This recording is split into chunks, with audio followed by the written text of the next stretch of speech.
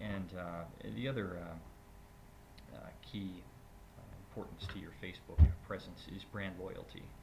Um, People respond when they see a brand they like over and over. So if they see your newspaper coming up a lot in their Facebook feed, and it's something they click on, they're going to make that connection there that they probably wouldn't make with another news outlet that isn't on Facebook or isn't feeding them news constantly.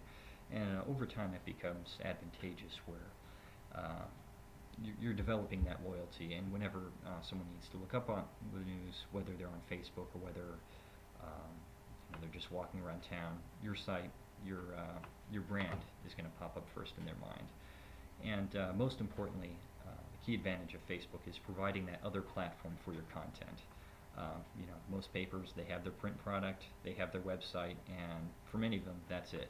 But thanks to social media like Twitter and Facebook, there's that other more interactive, more push content type platform to get your news to the people. Okay, so posting stuff on Facebook. Most of the things are going to be articles, going to be stuff you've written. And when you post things, you don't want to just repeat what the headline is, because a lot of times whatever the headline on the story is will be what's written on the paper, and that's oftentimes written to fit. The idea with web headlines is you want people to click on it. You want people to either say to themselves, that's interesting, or I can't resist clicking on this thing. So I clicked this out of the CNN box a couple minutes before the meeting. They've got a few hard news stories on here, and then what to do when things fall off.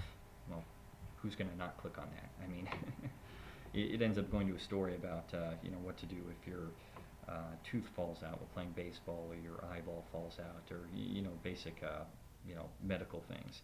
But there's a way of writing headlines online, kind of like mini teasers that don't necessarily give away the whole story, but get people to click on the link, and that goes back to your website, and hopefully they'll spend some time staying on your website. Okay, so real quickly, I'll move into publicizing your Facebook page. You've set it up. You're posting content. What's the next step? How do you tell people that, hey, you've got a Facebook page?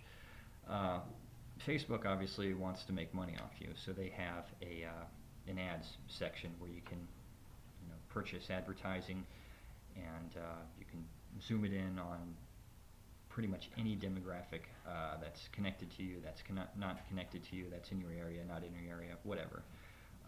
This costs money, and there's other things that you can do if you don't have that sort of advertising or marketing budget to kind of get the word out.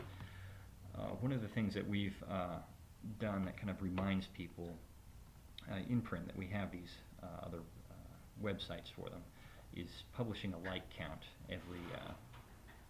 every week. And in case you're not familiar with all the Facebook terms, when people go to your site and want to be connected to it, they click a like button, and over time your newspaper collects how many people like you. So for the Tucson Weekly, we've got about 4,000 people that quote like us, and it's a good thing to do that in the paper, so people can track and see the progression, and it's almost always an increase week to week of how many people are connected to your site. Another useful thing is having all your employees put somewhere in the email signature at least a link to the Facebook page. That at least tells people that you email and do business with, that you do have that some sort of presence out there. And going back to your physical website, a lot of articles have a kind of a share with friends feature, and that's similar to emailing the article, or people still fax articles to each other. Essentially, having that share button on there posts their story to Facebook, or lets their friends know what they're reading. Similarly, you can embed a like box somewhere on your website, that instead of people going to your Facebook page, they just click on that and they're already signed up to be connected to you. And I'll take break from the PowerPoint presentation to kind of walk you through what it looks like. I know it's difficult to envision this with all bullet points. So here we are on the Tucson Weekly website. Now, let's start off. If you first off, how many people don't have a Facebook page for their newspaper? I didn't hear any. Okay, so for those of you who don't have a Facebook page and want to set one up, there's a link to almost any page on Facebook to do that. So if you go to the Tucson Weekly's page, for example, go all the way to the bottom, and then you see this tab called Create a Page for My Business.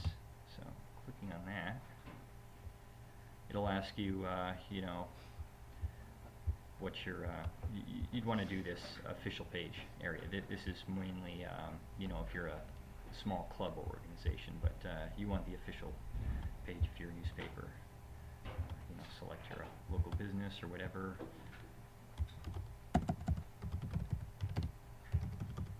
Type in your page name, and it'll go ahead and create a page for you. And then from there, it'll ask you to, you know, put in your picture, put in your info when you were founded, that sort of thing.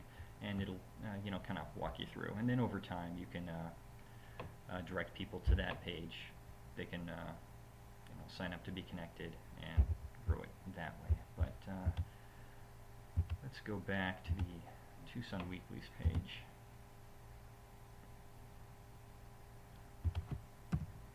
Yeah, sure thing.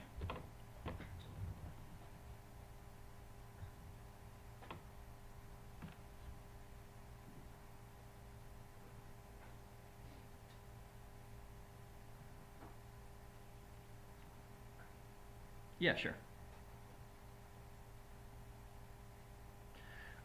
The good thing about Facebook is you're not tied to you know, those big long URLs with lots of numbers and letters and you know, question marks. After you hit 25 people that are connected to you, you can sign up for a custom URL. So for the Tucson Weekly, we're located at facebook.com/TucsonWeekly. So you can, you know, pretty much you know, tell people you're located at facebook.com/your newspaper's name. Also, it's good to you know, provide links on your website back to that Facebook page. But having that custom URL that Facebook started a couple years ago has really been a help for you know, companies or even you know, people in general, because it's a lot easier to remember facebook.com/whatever than, you know, tell them to click a link and go back. All right, so here we are on the Tucson Weekly site. Now, a lot of people have asked, you know, how much is too much posting? Is there some sort of you know, threshold where it just becomes annoying? And yes, there is, and it's different for different social media. On Twitter, it's pretty much a given that everyone's annoying the entire time. So, you know, go ahead and post to your heart's content. Facebook, on the other hand, it's a little more personal. So a lot of times when you see a company, you know, post dozens of things within an hour, people aren't going to want to wade through all that. They, you know, want to see what their friends are up to at that given time.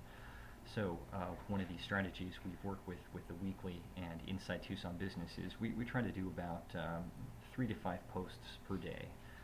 One in the morning, one at lunchtime, one before we leave. And anytime something big or really interesting happens throughout the day, we throw it up on Facebook.